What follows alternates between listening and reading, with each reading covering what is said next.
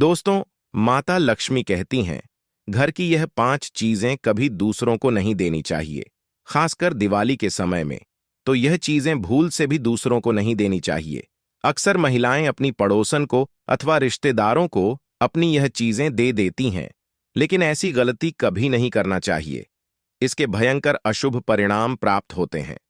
दोस्तों, माता लक्ष्मी की एक प्राचीन कथा में छिपा है वह महत्वपूर्ण ज्ञान जो हर स्त्री के लिए यह जानना अत्यावश्यक है। इस कथा के माध्यम से हम समझ सकते हैं कि घर की कौन सी 5 वस्तुएं कभी दूसरों को नहीं देनी चाहिए।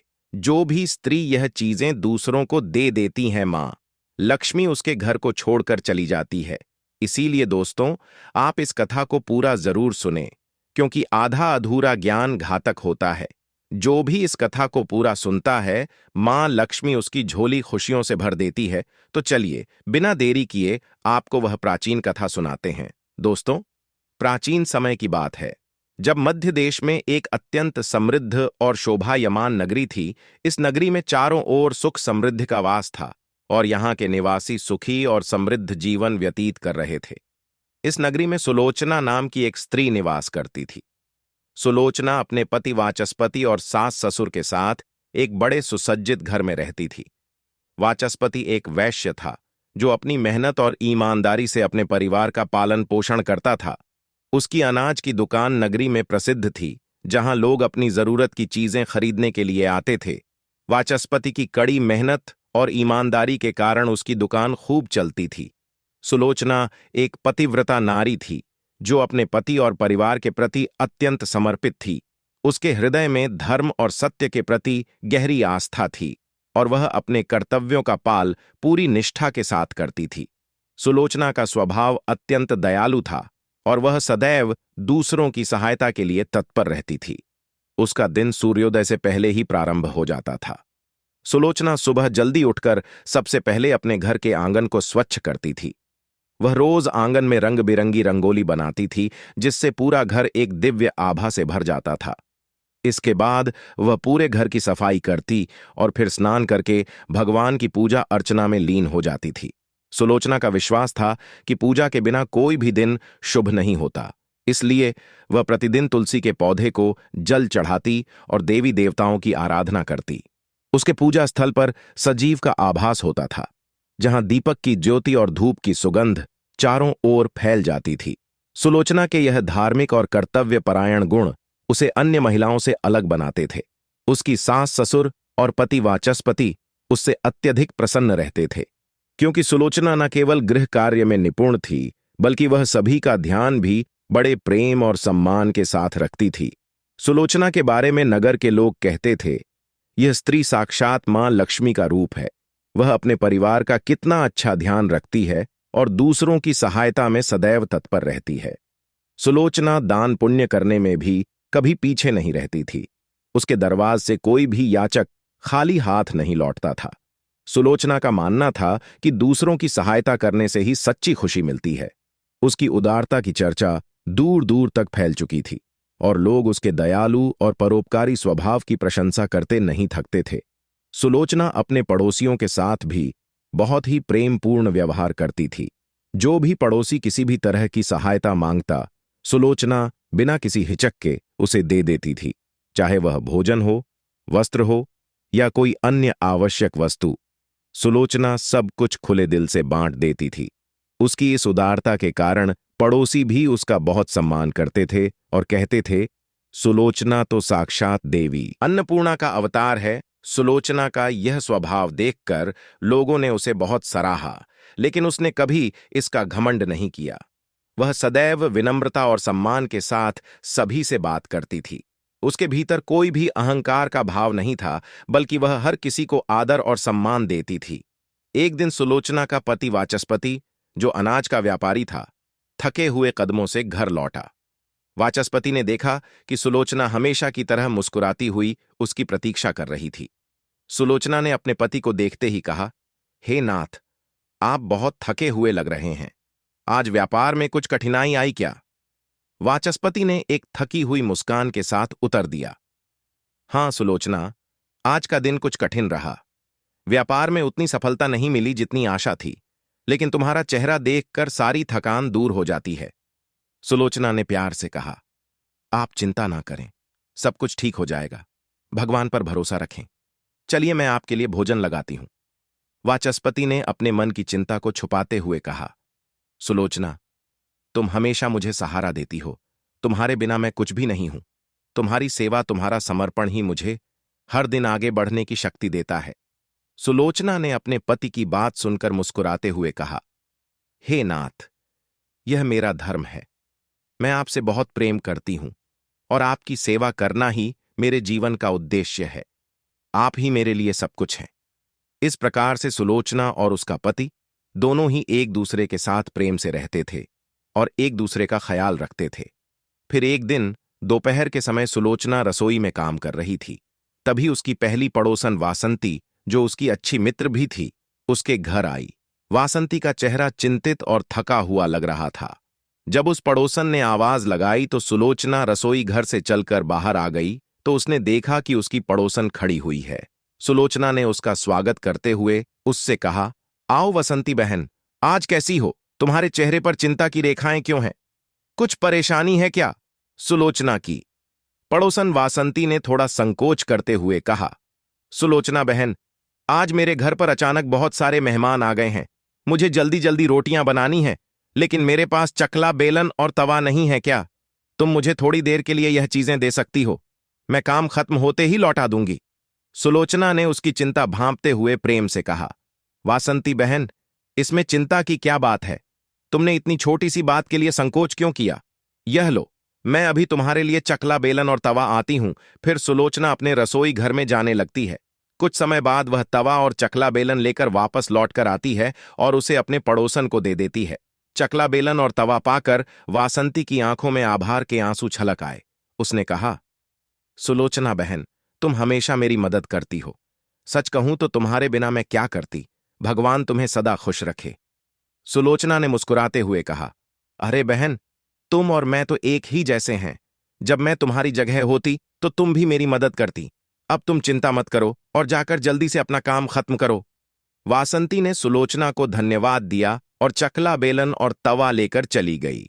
कुछ समय बाद सुलोचना फिर से अपने काम में व्यस्त हो गई थी कि तभी उसकी दूसरी पड़ोसन कमला आई। कमला का चेहरा उतरा हुआ और थका मांदा था। कमला ने सुलोचना के घर पर आकर आवाज लगाई। कमला की आवाज सुनकर सुलोचना किचन से बाहर आ गई और कमला के पास जाकर पूछने लगी, पधारो कमला बहन, क्या हुआ? तुम इतनी परेशान क्यों दिख रही हो?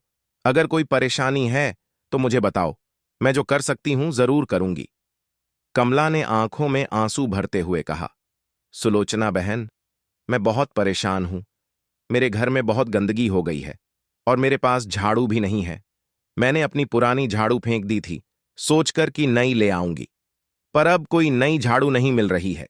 घर गंदा हो रहा है और मुझे समझ में नहीं आ रहा कि क्या करूं। सुलोचना ने उसकी तकलीफ को समझते हुए कहा, कमला बहन, तुम इस छोटी सी बात के लिए इतनी परेशान क्यों हो रही हो? ये लो, मैं तुम्हें अपनी झाड़ू देती हूं। फिर सुलोचना घर के अंदर चली गई और कुछ देर बाद वह झाड़ू लेकर वापस आ गई और उसने उस झाड़ू को कमला के हाथ में सौंप दिया। कमला झाड़ू पाकर बहुत प्रसन्न हो गई। कमला को प्रसन्न अन्नपूर्णा का अवतार है। सुलोचना का यह स्वभाव देखकर लोगों ने उसे बहुत सराहा, लेकिन उसने कभी इसका घमंड नहीं किया। वह सदैव विनम्रता और सम्मान के साथ सभी से बात करती थी। उसके भीतर कोई भी अहंकार का भाव नहीं था, बल्कि वह हर किसी को आदर और सम्मान देती थी।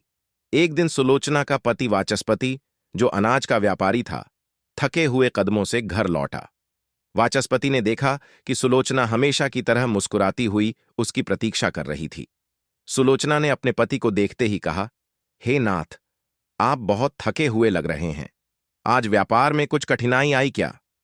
वाचस्पति ने एक थकी हुई मुस्कान के साथ उत्तर दिया, हां सुलोचना, आज का दिन कुछ कठिन रहा।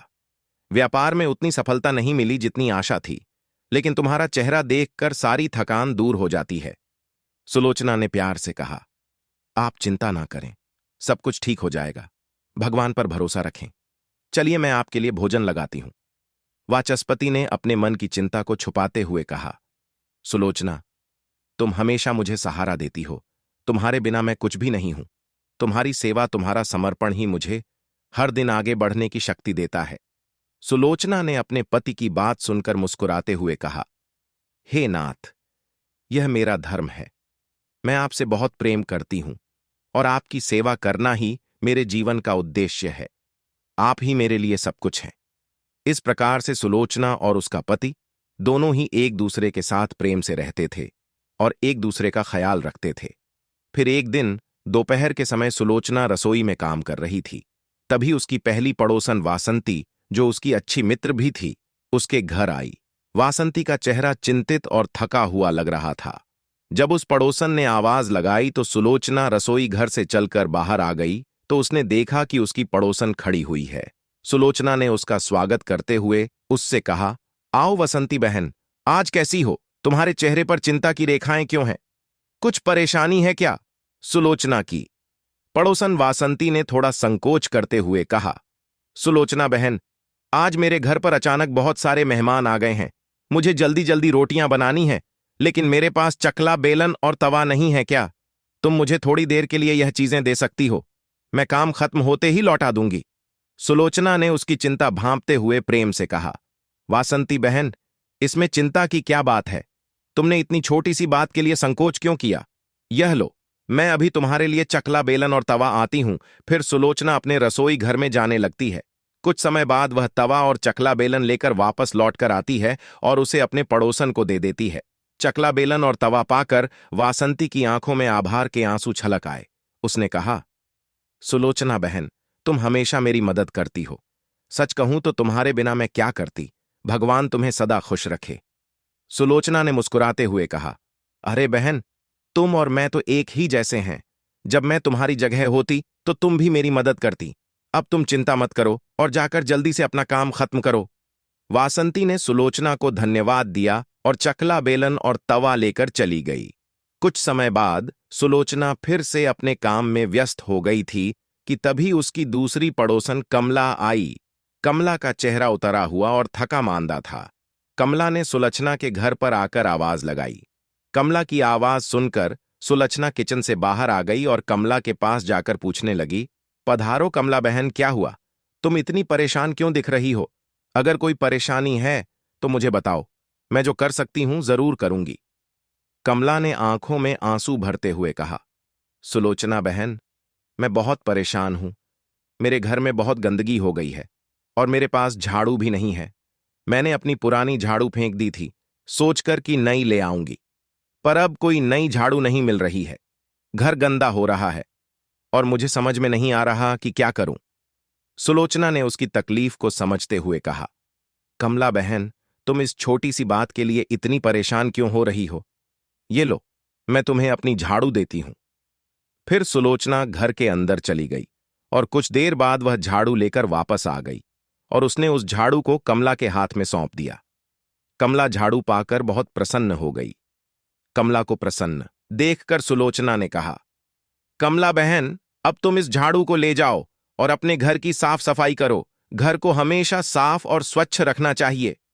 कमला ने धन्यवाद देते हुए कहा, सुलोचना बहन, मैं क्या कहूं, तुम मेरे लिए भगवान के भेजे किसी दूध से कम नहीं हो। तुम्हारी यह झाड़ू मेरे लिए बहुत मददगार साबित होगी। मैं जल्दी से घर साफ करके तुम्हें लौटा दूंगी। सुलोचना ने उसे सांत्वना देते हुए कहा, कमला बहन, इसमें कोई हर्ज नहीं है। जब तुम्हारा काम खत्म हो जाए तब झाड़ू लौटा देना। तुम्हारा घर साफ सुथरा होना चाहिए ताकि तुम शांति से रह सको। कमला ने सुलोचना को धन्यवाद कहा और झाड़ू लेकर चली गई। फिर शाम होने को थी। जब सुलोचना ने दरवाजे पर दस्तक सुनी, अब सुलोचना की तीसरी पड़ोसन रुक्मिणी उसके घर पर आई थी।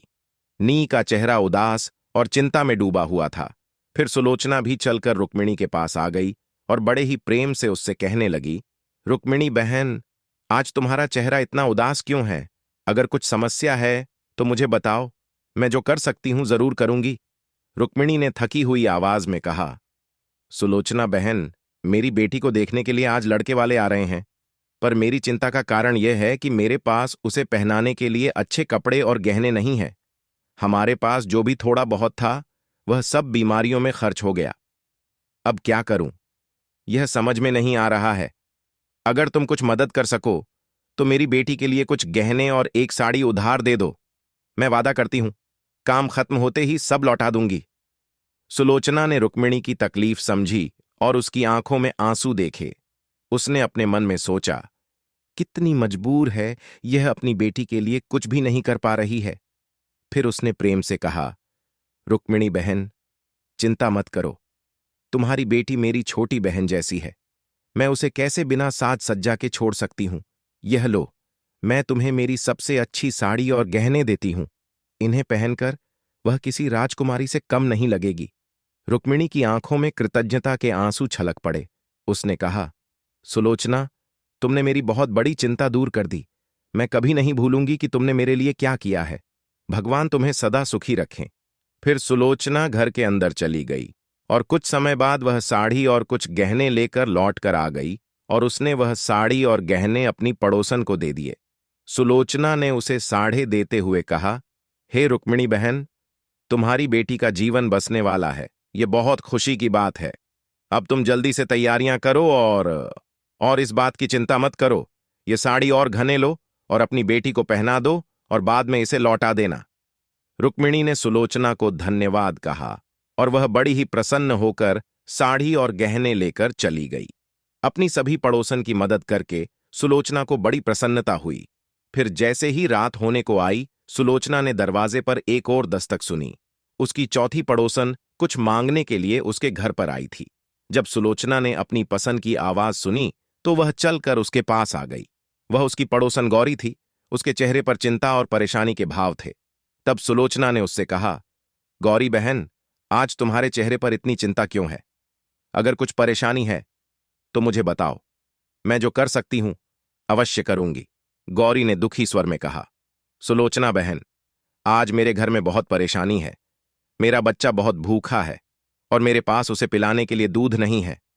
मैं नहीं जानती कि अब क्या करूं। तुम हमेशा दूसरों की मदद करती हो, इसीलिए मैं तुम्हारे पास आई हूं। क्या तुम्हारे पास थोड़ा दूध हो सकता है जिसे मैं अपने बच्चे को पिला सकूं? सुलोचना ने गौरी की हालत देखी और उसका दिल भर। उसने तुरंत कहा, गौरी बहन, इसमें कौन सी बड़ी बात है? तुमने मुझसे पहले क्यों नहीं कहा? यह लो, मैं तुम्हें अभी थोड़ा दूध देती हूं। तुम्हारे बच्चे की भूख सबसे महत्वपूर्ण है। फिर सुलोचना घर के अंदर चली गई। थोड़ी देर बाद वह अपने हाथ में एक कटोरी में दूध लेकर वापस आ गई और उसने वह दूध का बर्तन अपनी पड़ोसन गौरी के हाथ में दे दिया और उसे प्यार से कहा, गौरी बहन, यह लो, दूध तुम्हारा बच्चा भूखा होगा। यह दूध गाय का है, इसे तुम अपने बच्चे को पिला दो। गौरी की आंखों में आंसू छलक आए। उसने कहा, सुलोचना, तुम नहीं जानती तुमने मेरे लिए कितना बड़ा काम किया है। भगवान तुम्हें और तुम्हारे परिवार को हमेशा खुश रख। मैं तुम्हारा यह एहसान कभी नहीं भूलूंगी। सुलोचना ने गौरी से कहा, तुम मेरी बहन जैसी हो। तुम्हारे बच्चे का पेट भरना मेरे लिए सबसे जरूरी है। अब जल्दी जाओ और अपने बच्चे को दूध पिलाओ। फिर सुलोचना की चौथी पड़ोसन गौरी ने सुलोचना को धन्यवाद कहा और दूध लेकर अपने घर लौट गई। सुलोचना की चौथी पड़ोसन के जाते ही सुलोचना के घर से देवी लक्ष्मी भी चली जाती है। देवी लक्ष्मी के जाते ही घर की रौनक समाप्त हो जाती। माता लक्ष्मी के जाने से घर में दरिद्रता प्रवेश कर लेती है। लेकिन सुलोचना इस बात से अनजान थी। मां लक्ष्मी के रूठ कर जाने से आगे उसके साथ जो होने वाला था, इसकी उसे कल्पना भी नहीं थी। सुलोचना अपने सभी पड़ोसियों की मदद कर देती है और प्रसन्न होकर घर का काम करने में लग जाती है। फिर रात होते ही उसका पति घर पर लौट आता है। सुलोचना अपने पति को प्रणाम करती है और उसकी खूब सेवा करती है और रात को दोनों पति पत्नी आनंद से सो जाते हैं। और फिर दूसरे दिन सुलोचना और उसका पति दोनों जागते हैं तो उन्हें एक बहुत ही बुरी खबर कानों पर पड़ती है। एक आदमी दौड़ते हुए सुलोचना के घर पर आता है और सुलोचना के पति से कहता है, हे भाई, कल रात को किसी ने आपकी दुकान लूट ली है, सारा माल गायब है। सुलोचना का पति एकदम से घबरा जाता है और दौड़ते हुए अपने दुकान पर जाता है तो देखता है उसका सारा माल किसी ने लूट लिया है। वह देखता है कि उसके दुकान में रखा हुआ सारा धन भी चोरी हो चुका है। वह वहीं बैठकर रोने लगता है और भाग्य को कोसने लगता है। फिर वह दुखी और निराश होकर घर पर लौटता है तो सुलोचना वहीं पर खड़ी होकर उसकी राह देख रही होती है। वह सुलोचना के पास आकर खड़ा हो जाता है और कहता है, सुलोचना, हम बर्बाद हो गए, हमारा सारा धन चोरी हो गया है, सारा दुकान खाली हो चुका है। सचना कहती है, आप चिंता ना कीजिए जी, हमारे घर में अभी बहुत सारा धन रखा हुआ है जिससे आप फिर से व्यापार शुरू कर सकते हैं। फिर सुलोचना अपने घर की तिजोरी में देखती है तो वह भी पूरी तरह खाली दिखाई देती है। उसके अंदर का भी सारा माल अब चोरी हो चुका था। यह देखकर सुलोचना बहुत दुखी हो जाती है। उसे समझ में नहीं आता कि यह कैसे हुआ। सुलोचना का पति उस पर बहुत क्रोधित हो जाता है और पूछता है, सुलोचना, सच सच बताओ, हमारे घर के अंदर रखा हुआ सारा पैसा कहाँ गया? सुलोचना कहती है, मैं घर पर ही थी, सारा धन तिजोरी में ही था, किसने इसे चुरा लिया? पता नहीं, सुलोचना का पति कहता है, यह जो तुम दूसरे लोगों को घर पर बुलाकर खिलाती हो, अनजान लोगों को घर में बुलाती हो, उसी का फल है यह। उन्हीं में से किसी ने हमारे घर का सारा पैसा चुरा लिया है। क्रोध में आकर सुलोचना का पति उसे भला बुरा कहे है। सुलोचना की सास भी उसे बहुत कोसती है और कहती है, तुम ही इन पड़ोसियों को घर की चीजें देती रहती हो, बिना सोचे किसी की भी मदद कर देती हो। उन्हीं में से किसी ने सारा पैसा चुरा लिया है। घर के सभी लोग सुलोचना को भला बुरा कहने लगते हैं। फिर सुलोचना अपने पति को दिलासा देते हुए कहती है, हे नाथ, मैंने मेरे कुछ गहने हमारी पड़ोसन को दिए हैं, मैं उसके पास से गहने लेकर वापस आती हूं। फिर सुलोचना उस गरीब पड़ोसन के घर पर जाती है तो देखती है उसके घर पर कोई नहीं होता है। वह स्त्री भी घर छोड़कर सुलोचना के गहने लेकर भाग गई होती है। सुलोचना निराश होकर घर पर लौटती है और अपने पति को सारी बात बता देती है। सुलोचना की बात सुनकर उसका पति आग बबूला हो जाता है और सुलोचना को भला बुरा कहने लगता है। सुलोचना का पति कहता है, हे सुलोचना, तुम बड़ी मूर्ख हो, तुम्हारे ही कारण हमारा सारा धन वैभव चला गया। तुम्हारे दान देने की आदत के कारण ही हमारे ऊपर यह मुसीबत आन पड़ी है। अब तू इस घर में नहीं रह सकती, तू अभी इसी क्षण इस घर को छोड़कर चली जा।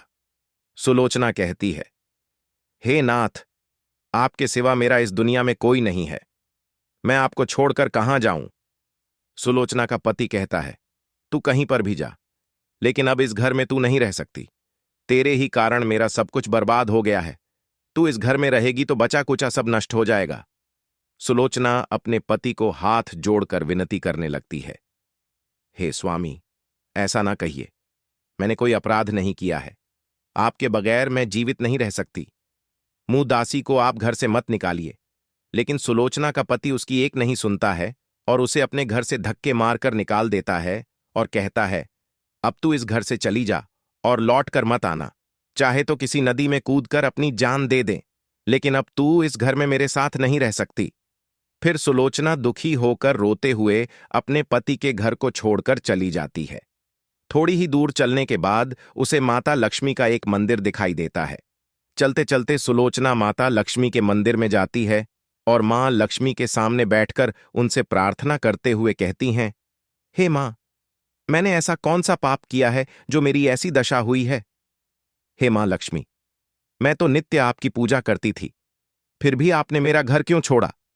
कृपया मुझे बताओ मां, मैंने ऐसा कौन सा अपराध किया जो आप मुझसे रूठ गई हो? फिर सुलोचना वहीं पर बैठकर सोचने लगती है, यदि मेरे पति मेरा स्वीकार नहीं करेंगे तो मैं जीवित रहकर क्या करूं?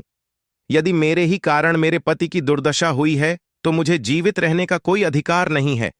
इतना सोचकर सुलोचना अपने प्राण देने के लिए नदी की तरफ जाने लगती है। नदी के पास जाकर सुलोचना माता लक्ष्मी से प्रार्थना करती है, हे मां लक्ष्मी, अब मैं अपने प्राण देने जा रही हूं। यदि मेरे द्वारा तुम्हारी पूजा में कोई कमी रह गई हो तो मुझे माफ करो। मैं अपने पति के बगैर जीवित नहीं रह सकती, इसीलिए अब मैं इस नदी में कूदकर अपने प्राण दे दूंगी। इतना कहकर सुलोचना नदी में कूदने ही वाली होती है कि साक्षात मां लक्ष्मी उस स्थान पर प्रकट हो जाती है।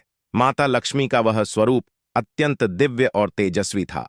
उनके प्रकट होते हैं वातावरण में शुद्धता और पवित्रता व्याप्त हो गई।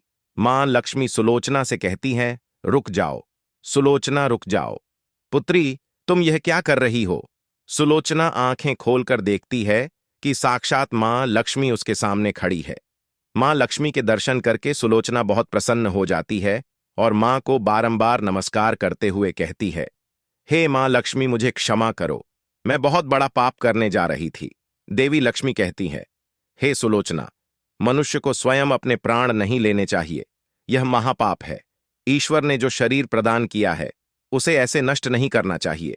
सुलोचना कहती है, हे माँ, मैं विवश हूं, मेरे पति ने मेरा त्याग किया है और स्त्री को अपने पति को छोड़कर नहीं रहना चाहिए।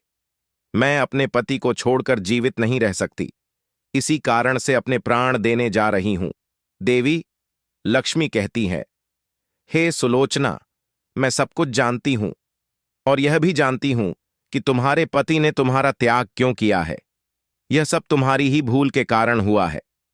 तुमने अनजाने में कुछ ऐसा चीजों का दान किया था जिस कारण से मुझे तुम्हारा घर छोड़कर जाना पड़ा। जो भी स्त्री अपने घर की इन चीजों को दूसरों को दे देती है, उनके घर में मेरा वास नहीं होता है।